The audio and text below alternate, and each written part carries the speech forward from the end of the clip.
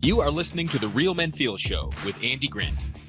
Real Men Feel encourages men to allow and express all of their emotions. Despite what you may have been taught, all emotions do serve you. Real Men Feel is committed to engaging in discussions that most men aren't having, but you don't need to be a man to join us. The Real Men Feel Show is produced weekly for your growth and enjoyment. Listen to us on podcast platforms including iTunes, Google Play, Stitcher, and many more. You can also watch the show on YouTube by visiting realmenfeel.org/YouTube. Come back often and feel free to add the podcast to your favorite RSS feed or subscribe on iTunes by visiting realmenfeel.org/iTunes. You can follow us on Twitter at realmenfeelorg and at facebook.com/realmenfeelshow. All links mentioned in each episode are in the show notes found on the blog at realmenfeel.org. Your reviews, comments, feedback, and participation are welcome during the live show and anytime in our Facebook group, on Twitter, or at realmenfeel.org. Now, let's get into this week's show. Hello, and welcome to another edition of Real Men Feel, and welcome to 2019. Woohoo! This is our 126th episode of Real Men Feel, which really blows my mind because when it started in February of 2016, I wasn't sure if there would be an episode 2. So congrats to you for listening. Congrats to me for keep going and all our guests and fans and everything. But just want to call that out to begin with. But I'm your host, Andy Grant. I haven't made that clear yet. Real Men Feel was created to remind men that they are actually human beings and they are emotional beings. They have the right to feel and express all of their emotions. Many men may have discovered they often run into these other beings out there in life called women. So I thought it was a high time to actually have a woman come on the show and talk about manliness and masculinity and life in general and get all sorts of good things going and kind of just a free-for-all topic. And I have found a most extraordinary woman to be our guest today. She's a writer, researcher, speaker, entrepreneur, mother, and host of the One Broken Mom podcast, Ami Quiriconi. Did I get it right? You did. Awesome. Perfect. Thank you, Andy. Cool. So we found each other on Facebook in a different podcast, guest site, something like that. And it feels like we do very similar shows just from different sides of the gender aisle. Right. Yeah, I think so. Yeah. And I'd even go, based on the 15-minute conversation we had to talk about we're going to be on each other's shows, you know, Alex, you can go out on a limb and you can decide by the end if this is a compliment or a put down. But if I was a woman, I might be a me. That might be true. Yeah. If I clarify myself as a truth teller. And so in terms of everything related to like mental wellness. And so if that's where you feel like you're out there just like vanguarding and, you know, kind of bringing it to the forefront, then I think you're absolutely correct, Andy. I think you and I are two peas in a pod. So cool. So your podcast is called One Broken Mom. And so how did it start? Why did you start podcasting? And do you consider yourself to be broken? Yeah. And you know what, that's a great question because I have had people that have, you know, queried me about the use of the word broken. And because in some ways it can feel very victim-y or shamey or pity party or whatever. And anybody that actually personally really knows me, I think that's why they question it's like, me, that's not who you are. You're not like a victim of circumstances. But the truth is that the word is important to me because it is when we deny that we have the cracks and the fissures and we spend all of our time pretending that we're perfect, we are missing tremendous opportunities to be able to heal and repair. You know, if you're sitting there drinking out of the mug that you know the handle's going to fall off every time and you just pretend that it's just fine until you end up with like hot coffee in your lap. And so One Broken Mom is being honest and transparent of like, yeah, I've failed. I still continue to you know, mess up on occasion, but I'm in an active pursuit of fixing all of that. And I'm sharing with everybody what I have been learning along the way in hopes that it actually can help other people. And so it's not a pity party here. And I don't bring on people that are, you know, wallowing in pity parties. And we're not talking about, you know, woe is me kind of issues. We're talking about being brave enough to admit that we have a lot of stuff that we can work on and fix and doing something about it. So Cool. So it's not as if you feel that you or your audience are just in this permanent state of broken beyond repair and hopelessness. Yeah, no, that's not it at all. In fact, if that's what you want, that's not my game. And so I always tell everybody, like, this platform's great for me. I've always been a healer by nature. I've always been a helper by nature. But I don't think I'll ever be a therapist or, I do business coaching, but I stay out of the realm of like the therapy piece of it, because I know that I don't have the tact and the gentleness, I think, when I want to call bullshit on something. And I know a therapist has to be really good about doing that. And so this platform allows us to be honest communication, honest dialogue. And people that do listen to it, I think if they're in a pity party state, they're getting nothing from the experience. The people that are joining me, are broken moms. And I get messages all the time from broken men and broken dads, and they're learning about themselves in that experience. And it's about how you heal those pieces. And we're all broken in different ways. And to the extent we're broken varies, because we've all had unique experiences. So there's a little bit for everybody there. But yeah, no, this isn't an all get together and kumbaya and hug over shame. Mm-hmm. It's active. This is a place for, people that are like, yeah, I get this and this matters to me and I'm ready to do something and learn and, as I go along the way. Cool. And so what are kind of some of the most common ways that moms feel broken? Is it primarily relationship? Is it health? Like what's going on? Well, so for me and why the podcast really kind of jumped out was I felt successful in many ways. I felt like, hey, I've got a couple of college degrees, but at the other end of the spectrum of it, the pieces of it that really felt unsettled was around the area of motherhood, where at times I felt like motherhood was in conflict of who I was as a person, that I was constantly in this back and forth tug between my needs and kids' needs, my needs, kids' needs, my needs. And to the point of where actually about, when doing the timing now on this, it'd be like 2009. So this is 10 years ago this year, that I just fell apart. Like I failed the motherhood game altogether. And I ended up getting divorced from my kid's dad. And in the conversations, it was who's going to be the primary caregiver. And when my ex-husband said that he would take on that responsibility, I was relieved. And I think that's a sense of brokenness that a lot of women do feel, of like, oh my God, I'm so relieved that I don't have to keep playing this part or this game. And it's hard to admit that you have those feelings, because everybody goes, well, God, you're just a terrible woman. Like, how can you not totally love your children and be all into this, motherhood thing? And the reality is I was all in. I had my kids with purpose and intention. They weren't mistakes. They didn't happen by accident. There was a conscious effort to go into motherhood. But once I got into it, and it was motherhood plus other pressures going on in life, that I just had no concept of how they were triggering wounds and stuff inside of me from childhood. And once I got in the role of motherhood, I found out how conflicted I was about motherhood because of childhood, my childhood. And I think that a lot of women feel like, I can't admit that right now I don't know what I'm doing. It scares me that I resent it at times. And I can't share that with anybody, because there's this stigma again against women, that if you're just not all into being mom and you can't love it and you're not willing to just like sacrifice every part of who you are to do this motherhood thing, well, then you're a piece of shit. And I've literally been called a piece of shit since I came out and started doing this by people with very small minds. So, wow. Yeah. So I'm really finding this fascinating. Well, first, let me make it clear that well, obviously I'm not a mother, but I do not have children. My wife has never cared. I should say she has cared. She has never desired to have her own children.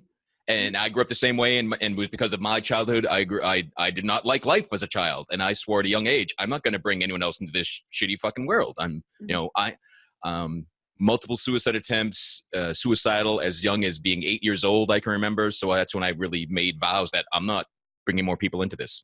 But so some of the challenges that I've had, and my guests and listeners, around being a man is this stereotypical, impossible to follow notion of masculinity, the breadwinner, always the warrior, the protector, the champion, the emotionless, robot, monster, warrior, perfect dad, perfect everything, perfection, perfection, perfection.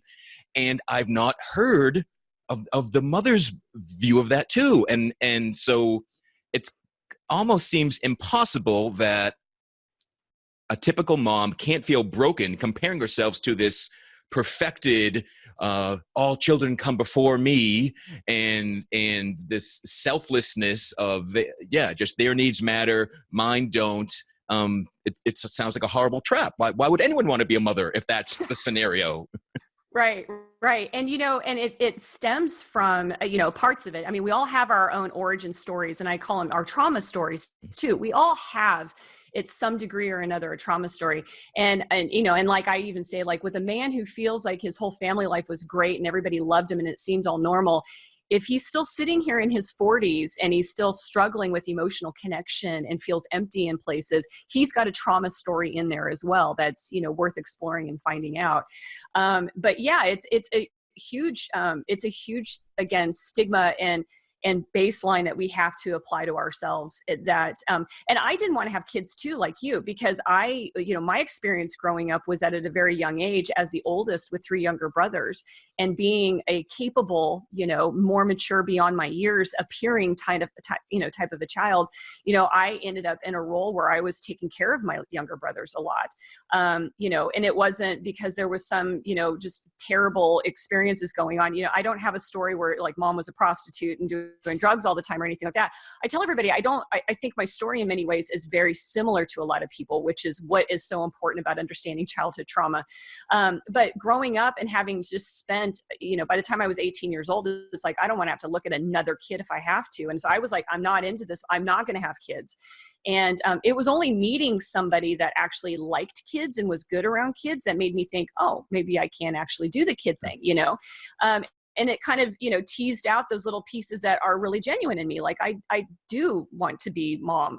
But I didn't recognize at that point all the deficiencies I was going to have getting into it, because I didn't know anything about mothering, because I hadn't really been shown the modeling of what mothering of the unconditional loving type that's really kind of required. And that's what we all kind of struggle with here is identifying that piece of it. So how often does that happen? I think it happens to a lot of men and women, that they have a parent model that they learn through childhood that they then grow up and find out that it might have been lacking in certain areas, and then they struggle daily with that. And they don't think that anybody else has the same problems, and so they keep it to themselves. And so people like you and me stick our necks out there and, say, hey, it's happening to me, and I'm probably a lot like you in some ways. So I bet you have it. So let's maybe, see if we can't draw it out and build community around this shared concept of fucked up childhoods. Yeah. You know what I mean? Yeah. And the notion of, we talk about a real men feel often, the courage it takes, the bravery it takes for a man to say, I don't know what I'm doing. And tell someone. And you said the same thing for women, for moms, for probably for any role, right? If I'm a policeman, I'm like, oh, I've got to act like the perfect cop, or I'm a bus driver. Oh, I've got to act like the perfect bus driver, and I care about where I'm going, or whatever it is. But the willingness to drop the mask and I find if that the first person to admit that I don't know what I'm doing and I'm freaking scared right now is always met by someone else saying, like, exhaling, like, me too. Right? Totally. Yeah.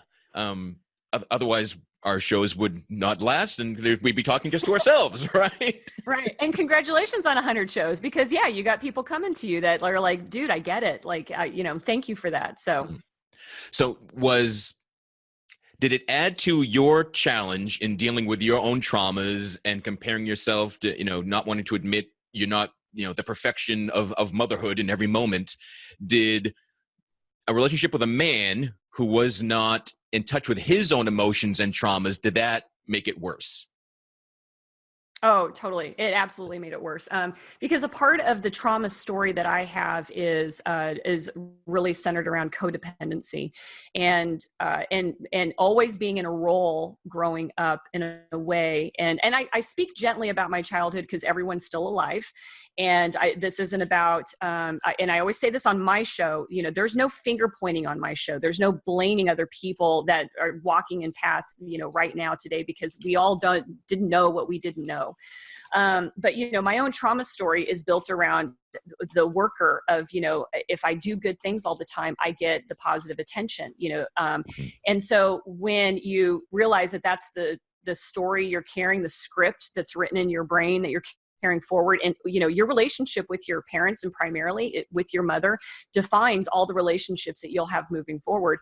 And, that meant that I was picking emotionally unavailable people. And so then when my emotions became overwhelming, I, was in situations, romantically and even in cases professionally where I couldn't get any support. And yet I didn't know how to manufacture it for myself. I needed it to be, something that I got. And so all of it, yeah, I mean, it's just like it was a cascading effect that I did with my kid's dad. And then within a year, I was in another relationship, which is the last one I got out of. I mean, I'm a repeat offender here. I've been married twice legally. And then the last relationship was a committed in a relationship in Washington State. So it's my third marriage. That's not normal. And that's not ever what my goal was either. But it was because of making the same mistakes of choosing romantic partners that were always going to never be there the way that I was going to need it. But I didn't know that I was seeking that out because that was what I grew up around. Like that was a familiar aspect of life, and our brain kind of just takes us there. So Right. yeah, it was going to keep causing me problems until I realized, dude, I need to stop this like now today. So Right. Even the notion of the comfort zone, even if our comfort zone is something that doesn't feel good, it still somehow feels comfortable. yeah, the brain loves automatic. Like it loves to do and work within a framework of what it knows really well. And so if your experiences growing up, and this working in the field, if your experiences growing up are laced with certain types of conditions, that's how your brain was put together. And then your brain's going to go, I've trained you for life, and this is the life we're going to have. And it just guides you along the exact same thing. But what's weird is that we're adults now and not little kids. And what was dangerous to us as kids isn't dangerous to us as adults, but yet we still kind of, weave in and out of that same script over and over and over again and go, God, why does this suck? Why is it against my better judgment? I'm still doing really weird, dumb, strange things, against my own, desires and against my own ambition or, my needs and wants. Like I keep replaying that old tape in my head. So. What are some of the ways that have helped you most into feeling healing and repaired? I say this all the time. I can't be a bigger advocate for actual therapy. I get self-help. I get that it's a beautiful $12 billion a year industry that you and I are involved in some ways. But at the end of the day, the challenge of really going in and healing trauma is you have to have somebody point out to you that's objective, that cares about your well-being, but at the same time isn't going to just continue to feed your own, delusions at times that you have about yourself, and point out where your old wiring is making the answer, is generating the words that come out of your mouth, or is the one generating the behavior and not what you really want for yourself. And that's really hard to do unless you've got like some really like Jedi level self-awareness. And you can get there, but it does really help to, I think, have a therapist. And so when I started therapy like a year ago, I went every week. It was boot camp for me. And you have to also be prepared when you go down that path. You're going to spend a lot of time crying, and you're going to go through a lot of emotions of grief. Grief for the childhood you never got, the grief for, things that happened that you wish didn't happen, sadness, you go through anger, and you have to be just emotionally ready for that. And I know a lot of people dabble with therapy and they get out of it saying, well, I didn't like it or it didn't fit for me. And I think it's because they haven't quite hit that threshold. They haven't really hit rock bottom yet where they're like, I'm ready to feel all the feels and get through all of this. But then once you start getting into it, and it's very much like sobriety, like with any other, any kind of an addiction, especially if it's codependency. And in fact, there is CODA, Codependence Anonymous, and 12-step programs around that, and love addiction, which is a topic that I've talked about. You then realize that every action has a decision behind it, and you have to think consciously. You're no longer on autopilot because you're literally trying to change the autopilot setting that's trying to like veer you off into, the dark skies over here. And so that means when autopilot kicks in, you have to know that your autopilot is in. You have to tell your autopilot to back off, and then make sure, is this, and I'm in that state sometimes where I'm like, is this new autopilot or is this old autopilot? And so I hate to say this, but sometimes things just aren't as fun as they used to be because there's just so much like in your head thinking about it. But that's what's required. That's the effort that you have to go in and be into it. And it's like I said, it's like having a drug or alcohol addiction. Like you make conscious choices and you have to talk yourself in and out of a lot of things on a regular basis. Like when you're parenting, business, do I date or not date? What are all these other things? And they're all weighed with pros and cons, regularly until it becomes the new autopilot. It becomes the new normal. And that does take time. Yeah. Like you said about not liking all the things that the things you used to like don't feel as fun. And when I find that, when that shows up to me, like, this was just total distraction. It was lying to myself that it was fun. It was to avoid the unfun, the pain, the feeling. Right. That dopamine is a great drug. Yeah. And that's why there's addictions. Like you don't actually have to take drugs to be addicted to certain, circumstances, people, actions, activities, because dopamine is awesome, and feeding it, and dopamine does a really great job of making you feel good, when you feel really, really crappy. So it's a powerful thing to overcome. Yeah. But I always tell people, talk about people that go into therapy and then as soon as it gets challenging, they're like, I don't like it. But if you like every session with your therapist, counselor, or coach, you're not doing the work. You're not going deep enough. Right. It's not chit chat over coffee and tea. Like that you can just go to any Starbucks to get that. But yeah, you can do that with your friends if you want to do that. Yeah. But no, I agree. I mean, you have to go in. I mean, I don't wear makeup when I go see my therapist because I know it's all going to be down my face if I go in. But I'm ready for that piece of it. And that's an unsettling part too. I mean, when you have been locked in, like emotionally, and it's not fluent for you to express or feel, and you want to keep choking it back in. I think that's the other reason people like run from therapy too, is because when they start to have to feel something and they've been, kind of brought up in a way that says, listen, don't feel that, like you shouldn't feel that way or whatever. Therapy is really, really hard. And there's so much trust in there. And, those of us that have a trauma story, there's usually a violation of some primal trust in there, whether it was with mom, dad, somebody else, but we were violated. Our trust was violated. And it's really hard to find that and be able to give that to somebody that might be a complete stranger with our deepest needs, but God, it's life-changing, when you actually can do that. So I'm really finding this whole conversation fascinating because so often, one of the secrets of the show is just having to remind men that they're humans. And now hearing so much of it from not the other side, hearing this from a woman, but that, the kind of being in my spot, I have to keep reminding people that, men weren't brought up to feel other emotions and men were brought up to shut things down. And you're saying, no, it's not like women were brought up going, hey, feel it all. Yeah, express yourself. And like that's maybe this true for some families, but certainly not for all. Right. Yeah. And that's absolutely true. I think, however, though, we're able to find more community of other women. Maybe it's outside of our family that we do feel like we can share. And because I think the difference is not that we've been messaged that women feel, it's that we haven't gotten the message about feelings. Like we haven't been told that we are feeling creatures all the time growing up. Hey, unless it's been used against us, like you're just being too emotional, which, is one of the messages we do get. But the contrary is that men, on the other hand, have been told repeatedly that they can't feel, that they're not supposed to feel, that they just don't understand it as well as women. And so I think the real difference is that, we are our emotional needs as women, men, everybody, but even the emotional needs of women still haven't been fully met as well as they could have been. And that's, some of that's intentional and some of that is just, we just didn't know. But men, on the other hand, have been, and not all men, but a lot of men have been consciously told that the feelings are not a part of their biological nervous system. And therefore, whatever you're feeling is not normal. Like just displace it. You're not supposed to have it. Right. And I think that's a lot of it, what we deal with in our culture. Yeah, right. And growing up, like, when I was growing up, the worst thing possible was to be challenged that way. And like, oh, you don't cry like a girl, don't be a little girl, don't have emotions, don't be womanly, right? That's the worst thing I could do. So in conversations about what we want to talk about, you mentioned that there was something you saw as the biggest trauma that men experience. Is this related to that? Is that being told? I think that is a big piece of it, but I think that, again, I'm not a therapist. So, and I always tell everybody, but I'm well read. I've been studying, talking, and everything like that. So, if a therapist out there wants to challenge my diagnosis here, so be it. I'm fine. I'm confident in myself.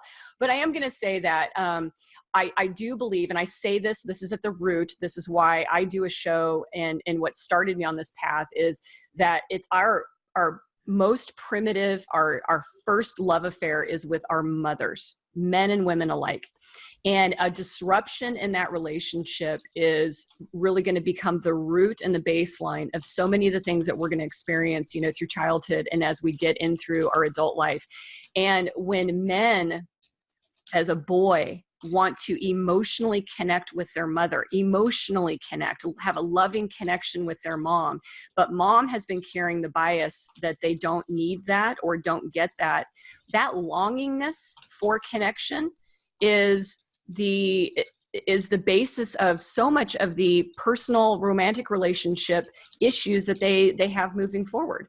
And why, sometimes, women are like, I can't get him to talk to me and open up. And it's like, well, he was never able to figure out that feminine mother-son, unconditional love, emotional connection. Because oftentimes too, in our families, what do? We're like, go talk to your dad about that. Well, dad's got about as much tools in that toolbox as his dad did. And so it's that intergenerational of just passing the buck from one man to the next. But at the core of it, my heart aches. Like, I have a son. So I speak at this, like, I get when my son wants to connect with me and I have to be there for him and not dismiss the fact that he feels like his sister does. He feels like I do, And when a boy grows up and doesn't feel like he ever had that real deep connection, and a lot of times, we don't know we didn't have that connection. Right. It's a gap that we have to go back through therapy and figure out, like, oh my gosh, yeah, I never really got to feel like my mom ever, came in and hugged me, or she only did it at certain times, under certain conditions. But for the most part, I was told to go outside and play or go do boy things or go talk to dad about that problem. And they never got the benefit of learning those emotional connections. So has raising your son altered your perspective on men? It hasn't altered my perspective. I never believed the bullshit bias that men couldn't get it. I even have conversations today, with people my age, women my age, and even men that kind of figure, hey, well, I guess we're just not wired that way. But I think men are changing. I think they're starting to say, we do feel, and I appreciate that. The challenge is to get other women to acknowledge that that's actually true. Yeah. And so I never really felt that, but it did make me ache. I mean, ache is a word that I use. Ache so much more for my son's well-being, because what scared me about being a mom of a son is understanding that, your suicide story is powerful. And we know that a lot of men, when they get into their 40s, kill themselves. And to me, it is my son. If I want him to survive his entire adulthood, it will matter what I do with him today. And if he gets to his hurdles in his life in his 40s and he doesn't have the emotional tools that he needs, that I need to give him like right now, then he may not make it all the way through. I might be able to get him out of the house and feed him and do all these things today, but his emotional well-being is the most important thing that will carry him through whatever trials and tribulations that he's going to run into, because life is not going to be easy. We're going to run into these things that happen. Grief is going to happen. We're going to have friendships that fail. Our, business successes may come and go. And I want him to have that mental fortitude for that. And so I am, really focused on, well, how do I make my son a resilient, strong, and happy 40-year-old, not just how do I make him as happy as a 16-year-old today. So how do you?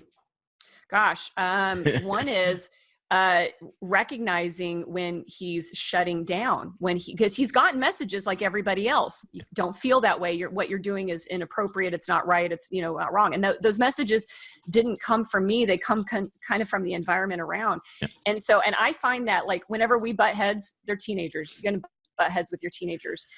But a big piece for me was understanding adolescent brain development and the science in there, that, the kids are at a place where they are a little crazy. And that's exactly the way the brain is designed to work. It's coming online in different ways, being respectful of that.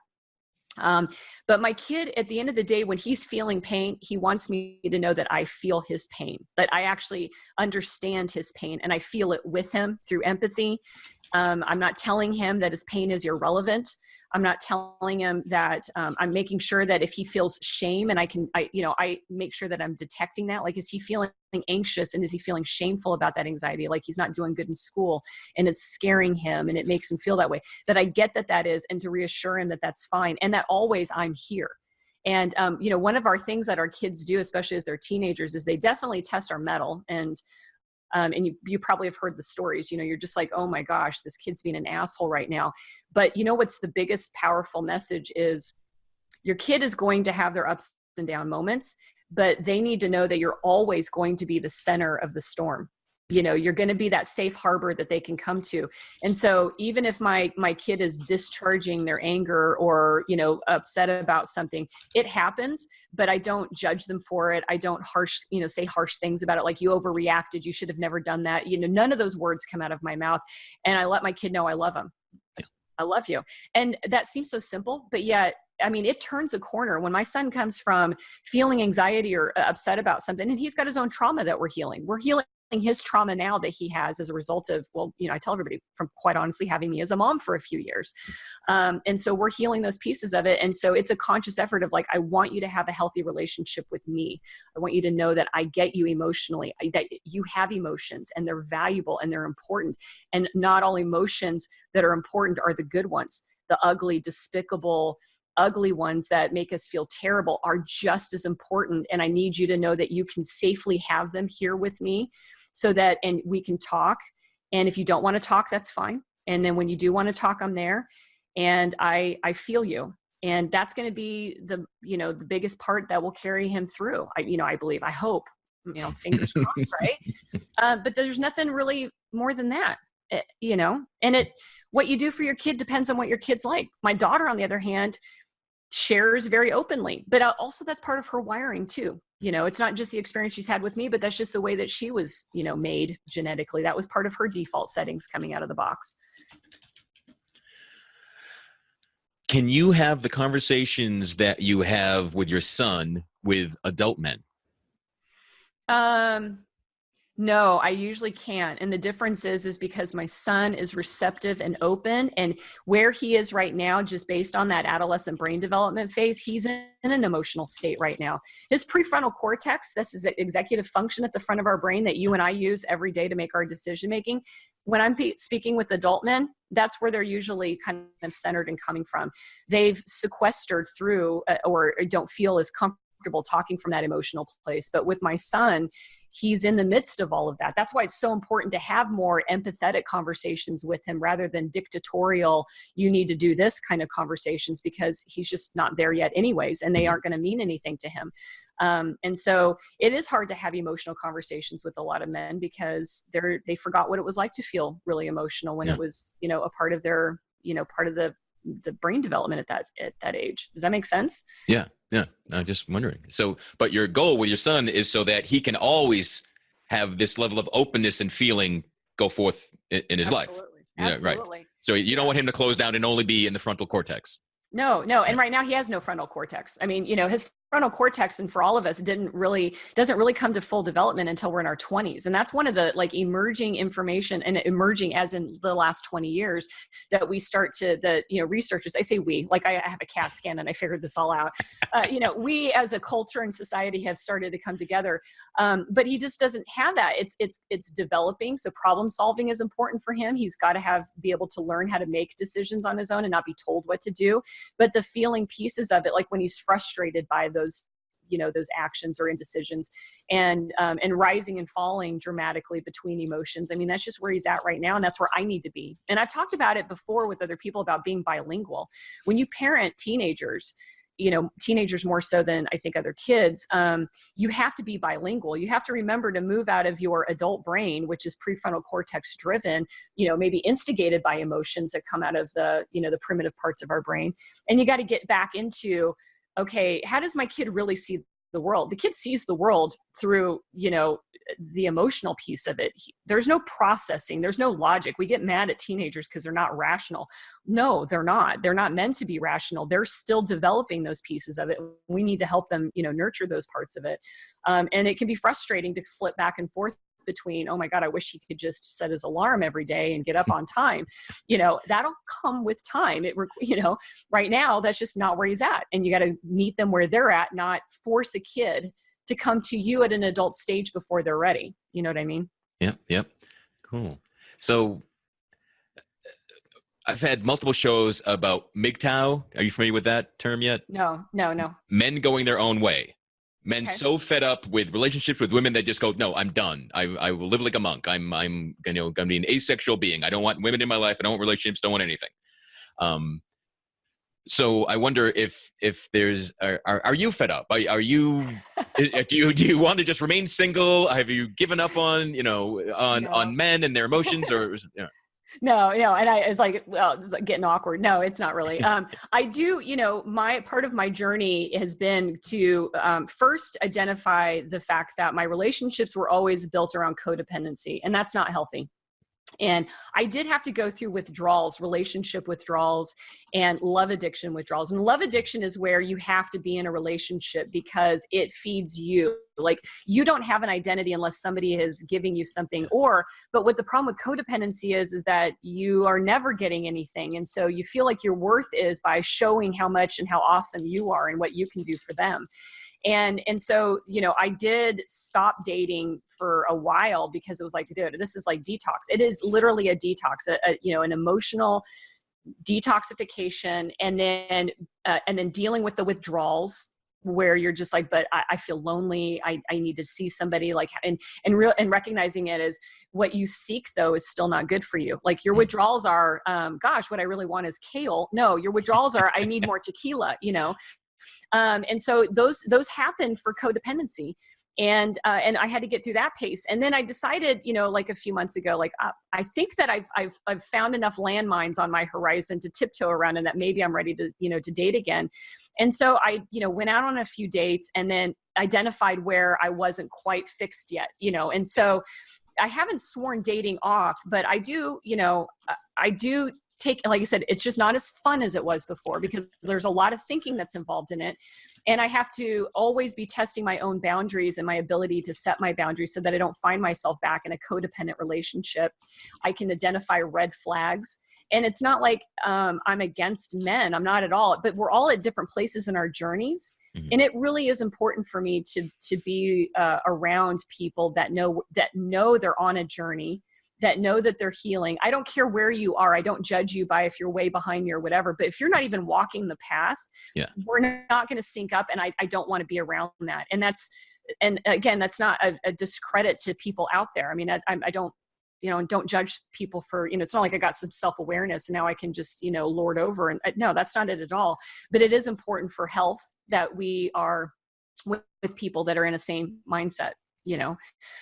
So I gingerly tiptoe around and, wade in, I wade into the water, and then I come back out of it, and not by intention, but just by circumstance. And I'm proud of the fact that it doesn't always work out. And when I come out of it, I'm like, okay, but guess what?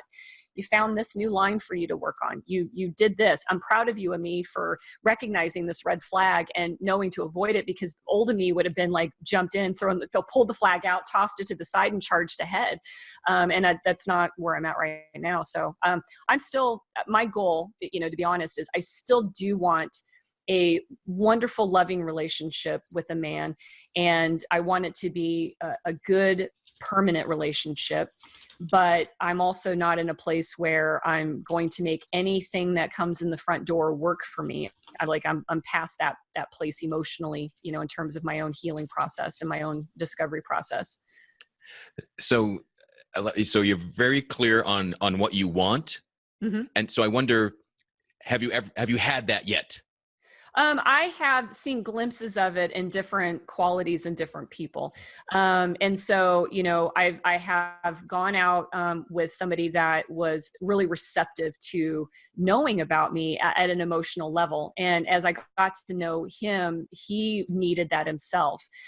Where we ended up, I think, kind of parting ways was he was a little too far back in the journey, in terms of dealing with trauma. I mean, I already recognize, and I'd say, when I date, I come with a backpack full of trauma, and I'll set it on the chair and it'll either freak you out or you'll put yours next to mine and go, great.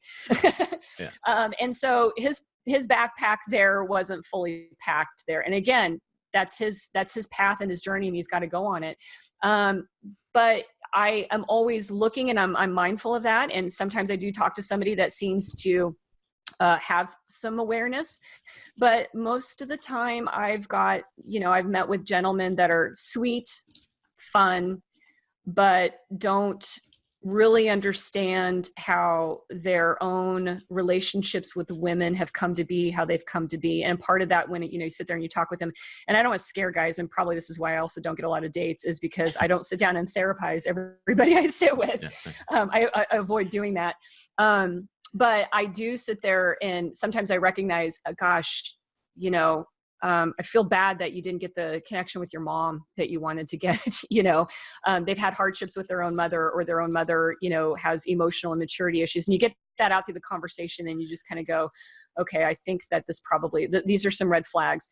Because here's the thing about me is I have tattoos. You can't see them, on this interview, but the photos of me and stuff like that, I have the tattoos. I've got a look that I think guys go, God, she's a little bit of a hot mess. That's exciting. Right. And then they get to know me, and I'm not that much of a hot mess. I'm a complete nerd. But that hot mess is what's teasing them into interest in me, because they want a little bit of that emotional instability themselves, because that's the familiar relationship with a female. Right. And like I said, not all guys are that way, but I do get a lot where that's where you kind of go, oh, you're present. Like, you're sitting there present in this moment, not making me worry or guess or wonder what's on your mind. You're sharing that. And that's not usual for me. And it kind of freaks, men out. And it's like, I'm sorry if that freaks you out, because I'm going to be a sharer. And if you can't receive it, I'm not going to lock myself in because of your uncomfortableness. And so it's like, okay, well, it was nice knowing you, and, go back to doing whatever I'm doing. So. Cool. So I love explaining that, and the people expecting the mess and then kind of being disappointed. But, yeah, totally. I disappoint a lot it guys. I have no problem admitting that. And a lot of guys will go, oh no, you can never disappoint me. And it was like, trust me, we'll get there. And it really does. I think it comes down to the fact that, intensity, that's one thing that we grew up with, especially if we had trauma, traumas in our life, and especially around mom. If mom was a little volatile, or she was inconsistent, sometimes she was there for you, sometimes she wasn't there for you. As a kid, we need her there all the time, and so we start to confuse intimacy with intensity. So I do know this about me. It's a word that gets used. Intimidating. Intense is a word that's used to describe me. And so when people are like, ooh, she's super intense and she's super extroverted, and then they meet me now, and I used to be, I'm not going to lie, Andy, I was like, if you wanted a hot mess, I could totally be a hot mess for you. And that was the codependent, woman that was just like, I'm going to do whatever it takes to get you to like me. And that meant being a chameleon. I'm not that chameleon anymore. And so guys like, oh, wow, she's just kind of like, there's a lot of normal to her. And like I said, I'm a nerd. I will admit that. Like, I love things. I love learning about stuff. And if I don't give you that, emotional instability, or I'm going to have to work for her a little bit, or that kind of thing, then guys are like totally disappointed in it. Like, and that's them and not me. And I had to get to that place too, where it was like, I didn't take it all personally. It's like, no, it's just, you're good. My therapist said, you'll probably 95% of the time, most guys won't get you. And then probably 3% of the time you'll do the, cutting out. And that leaves you with an abysmal 2% of men out there that you'll find like a good connection that you might be able to build something with it. And I was like, cool. Great. I'm ready for this, I guess. So being so open and aware and a sharer, and, you meet someone and you put your knapsack of trauma down, is there a danger of coming across, the fixer? The guy's like, let me fix that knapsack for you. Let me unpack that. Let me put you back together. And totally. And I'll tell you that was, I loved that before. And so that was one of my love addiction pieces, was the posturing of that. Yeah. I need somebody to come in and take care of me. To me, that meant back in the day that you saw me and you understood me and you got my pain and you'll support me with that, that need of being seen and heard. So when somebody steps in and says, I can help you and take care of you, when you've grown up not having that need met, then it's very attractive. Today, I do get that occasionally that, oh gosh, you're in need. Maybe I can do something for you. And I now know that your need, not you, but, a man's need to feel like he needs to fix me is a codependent tendency. And that his trauma story is him needing to go in and I'll say this, sweep in and help mom out with all of her problems. And if he grew up in that environment and he still thinks that that's how he proves himself, he's got some work to do. And if he's in therapy working on it, great, I'll date him. But if he hasn't figured that out, then it's going to be a reverse codependent relationship that won't be good for either one of us. It won't be sustainable. It won't be healthy. And I don't need that, and I don't want that piece of it.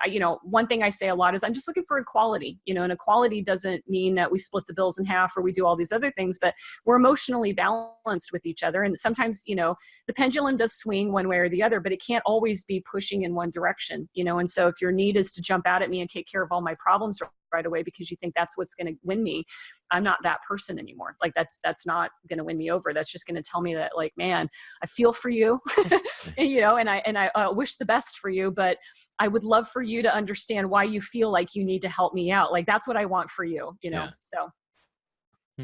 Interesting. Yeah. So, I've been married for 21 years. So I date about as much now as I did when I was single. So I don't know if there's now the, awaredating.com, the enlightened sharing emotional support site, or where you go to find your 2%, Dude, I don't even know. Online dating, I love-hate relationship, and I'm in hate mode of it right now.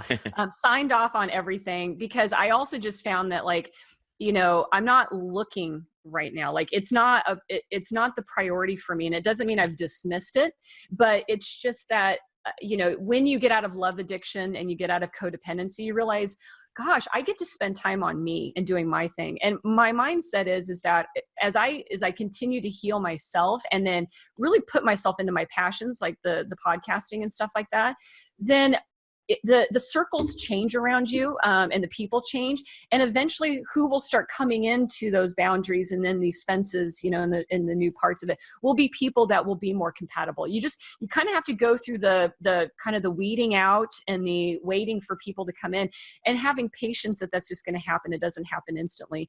And so that's kind of where I'm at, like, with this emotionally is like, online dating to me is like going to a restaurant and picking off of a menu, and I'm not hungry, right now. So, and I don't like going through the exchange and spending the time. I hate to say this, like, I just don't like spending the time to find out that this is going to be 95%. I really genuinely think that at the end of the day, that 2% will come by me being myself, doing the activities that are fun for me, that are exciting, that challenge me. And I will meet the old-fashioned way, the way we've literally been doing it for, a very long time, people that are in your environment around you that you begin to get to know and connect with, not exclusively, online, so yeah. I'm sorry, Match is probably never going to sponsor me or any of those other places, but I'm okay with my choices for myself. So yeah, when I'm coaching people and they're looking for relationships and then the dating world, yeah, I'm amazed how often, why do you go somewhere you don't want? I don't want to date a drunk, so I go to bars to meet men. Like, well, why do you do that? Go out, have fun, be yourself, and let people be attracted to you. Don't go to where you think you're supposed to go to meet people. Yeah, just be yourself and let life attract them to you. Yeah. Right. And I got to say, I am also, I'm introverted. I get a lot of, I refill, on my own. Some people fill up their emotional buckets by going out engaging with people. And I know it's a weird thing because people are like, well, you don't seem very introverted. Introverted doesn't mean I'm shy.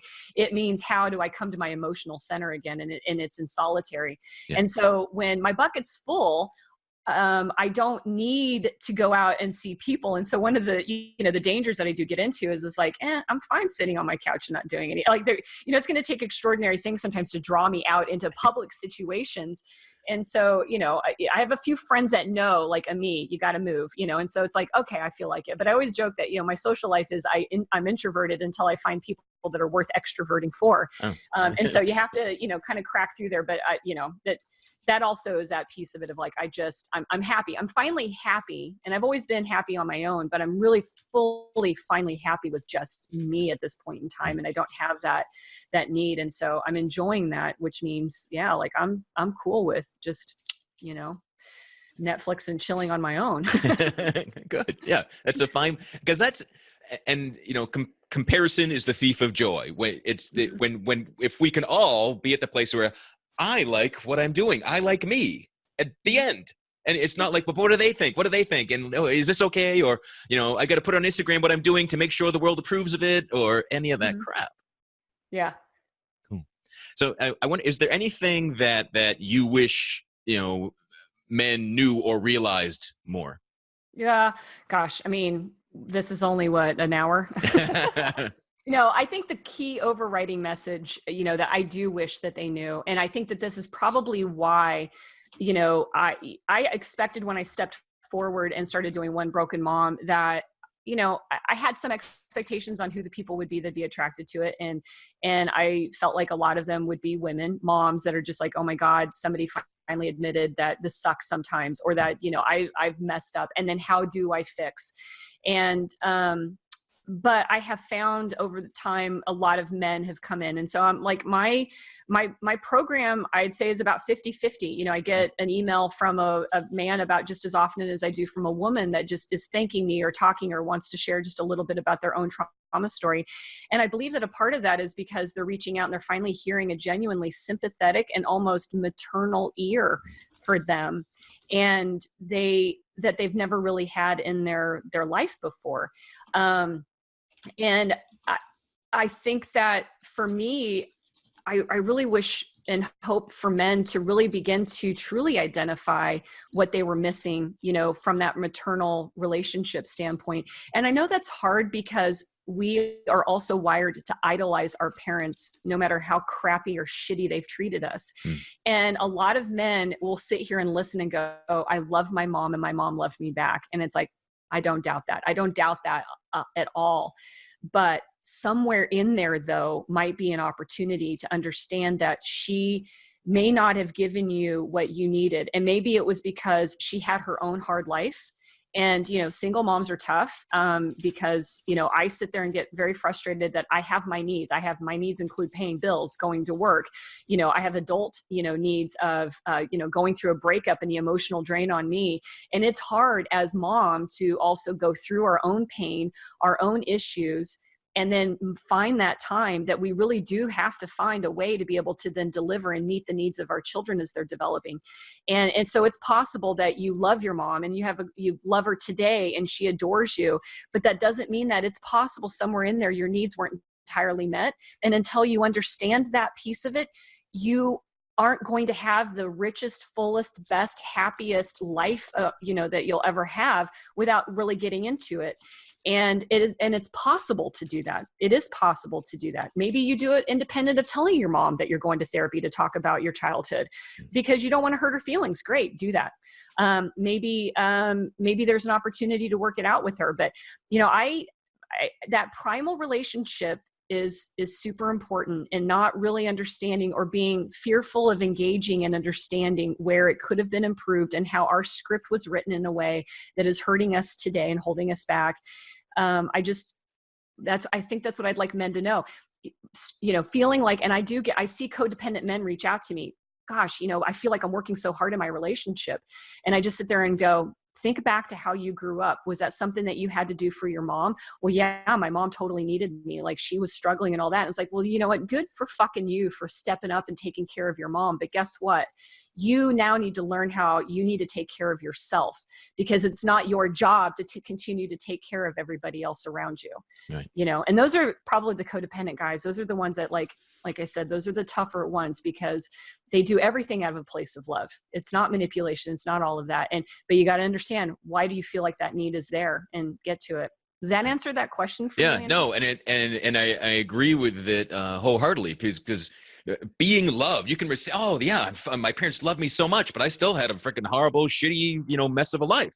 So we need to be loved, but being loved doesn't fulfill all our needs. Right. Yeah. Yeah. So, and it's a willingness to be okay with that and look at that.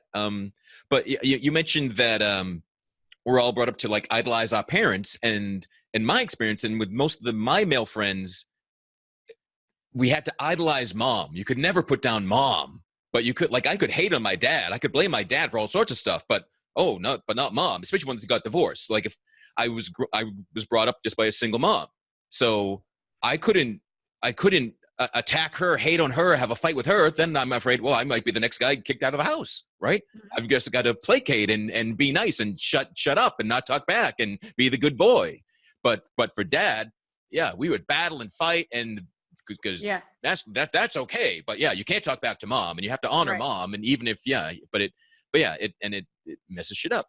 It does. And, and part of that, I mean, honestly, is that primal connection. There's not a lot of default settings that come out of the box when we're born in terms of our brain. Our brain is ready to go, hopefully, to make sure that the lungs breathe in air, the heart pumps, and, certain functions function. And, but it is ready to receive information. That's how it learns. And its primary source of that information is the woman who birthed the human that it came out of. Now I do get, that there are children that get adopted right away and they form, a caregiving, connection with a different parent. And that parent isn't always female either. Totally get that. It's a primary caregiver, and that primary caregiver's responsibility is to connect, with that child. I mean, babies die from emotional neglect. You can feed them, you can change their diapers, but if they're not being emotionally stimulated, they fail, they die.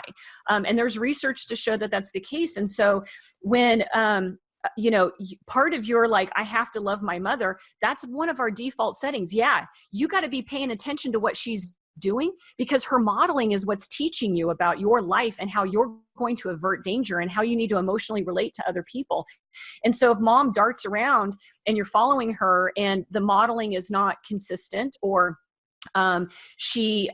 it's toxic. Sometimes the models that we have for us are drugs and abuse and, other things, because that was the model that they're, playing out.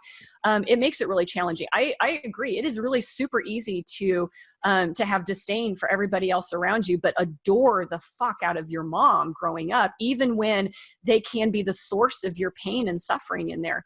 And part of that is your default wiring. She's the person you need to connect to. And then part of it is culture. And Alice Miller wrote a book.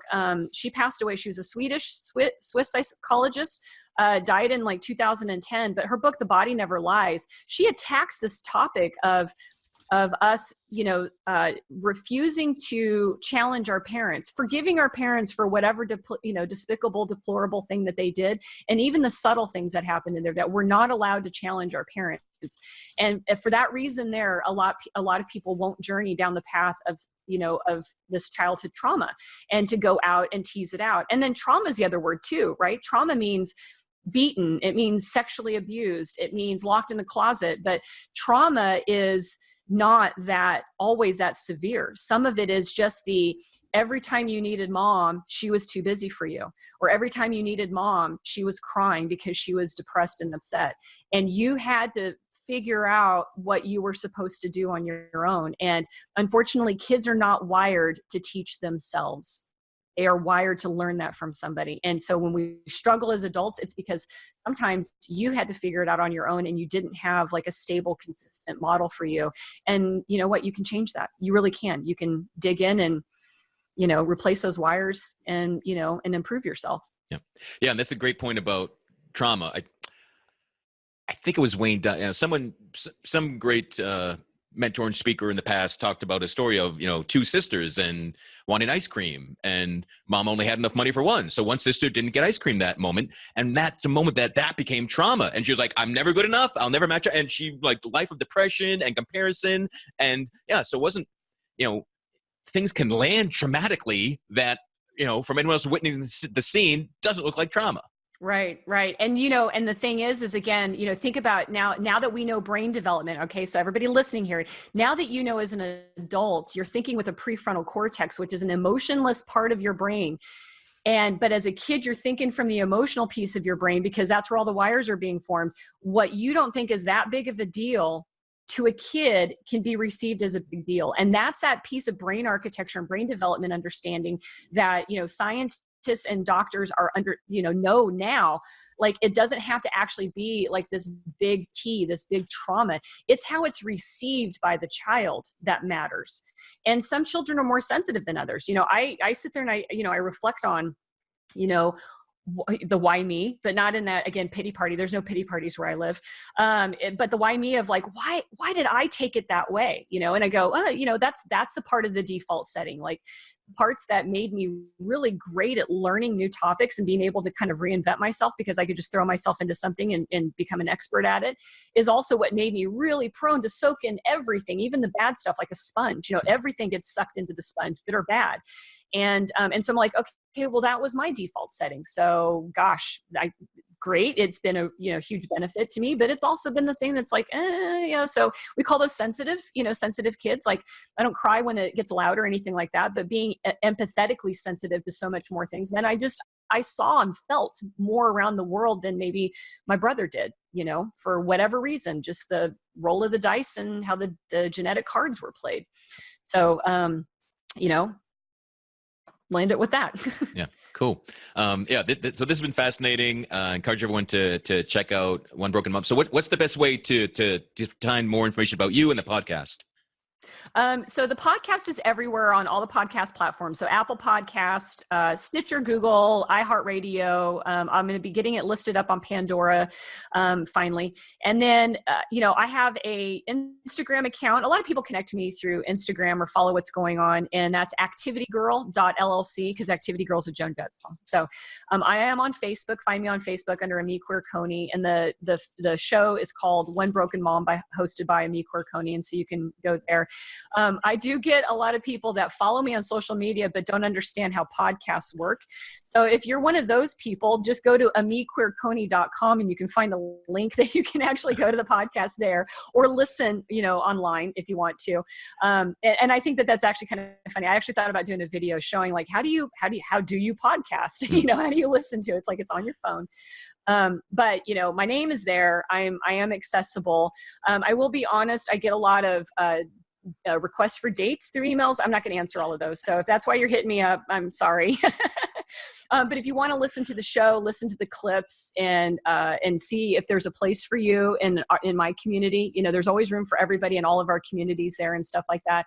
And I welcome you to come along. The show is conversational.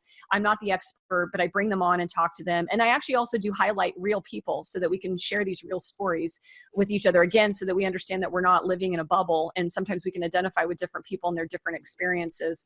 And I, the way I talk about it is I'm just on a path. I haven't solved the problem. I haven't, come up with, I'm not Buddha here that's telling everybody how to get to nirvana. I'm walking, I'm journeying. And if you want to come with me, you're invited to come along the way, because all I'm doing is I walk down my own trauma healing path. I learn something, I turn around, I'm like going, dude, guess what and this year, like coming up is money disorders, that value statement there of like, one person gets one thing and another person, totally a big hurdle for me. Like I haven't crossed that hurdle yet. And I'm excited about really digging in and kind of overcoming that big piece of my life, which is, a variety of different money disorders and the psychology and the trauma in there. So I know that sounds like crazy, but it's like, yeah. And I told everybody my operative word is anger for 2019. And I know that's random, but I finally have gotten in touch with the pissed off teenage girl inside of me. Like we're there now. I've handled 6-year-old Ami and all the small things that happened in middle school. And now I'm at the, fuck all of you. I'm going out on my own stage. And so it's like, yeah, let's take care of her. Like that's the one that's like, I'm ready to help her out, in the script and let her go, release her finally, once and for all. So. Awesome. Well, I wish you great success with your year of anger. My year of anger and rage. But no, that again, anger. Again, there's no bad emotion, but anger, awareness of it can drive you right through and smash those money hurdles and everything else. Because totally. Yeah, I just find you fascinating and delightful. I think you're about as far from broken as any human being can be. But I know you've got further down your journey to go. But yeah, I encourage everyone to check out the show and tune in. But yeah, don't send those date emails. Yeah, I mean, and it's not that I'm not, So I have a question for you. How many women have you had on the show? Oh, yeah, I don't know. It's not the first. It just I've been Okay. I've been in a recent rung. It's probably been at least like 10 shows that have been Okay. all just men. Yeah. But no, Okay. yeah, Okay. no, Good. I was gonna say, geez, I felt like I should have dressed up better for this if this was like no. Cool. Yeah, no. It had just been a while. Yeah. Yeah, probably it's been all masculine since the MGTOW people got involved and had me deviate. So maybe that rubbed off on me. But thank you for joining us. Thanks everyone for listening. Wherever you're listening to us, post a rating, review, give a share, a comment. We'd love to hear from you. Visit realmenfeel.org. Check us out on Facebook. Send us feedback, and we'll talk to you again soon. Be good to yourself. Bye, and thank you. Thank you for listening to Real Men Feel. Reach out to us at realmenfeel@gmail.com. Learn more about Andy Grant at theandygrant.com. Until next time, visit realmenfeel.org or the Real Men Feel Facebook group and share what you thought of this episode. Please give this podcast a review on iTunes, Google Play, or wherever you are discovering Real Men Feel.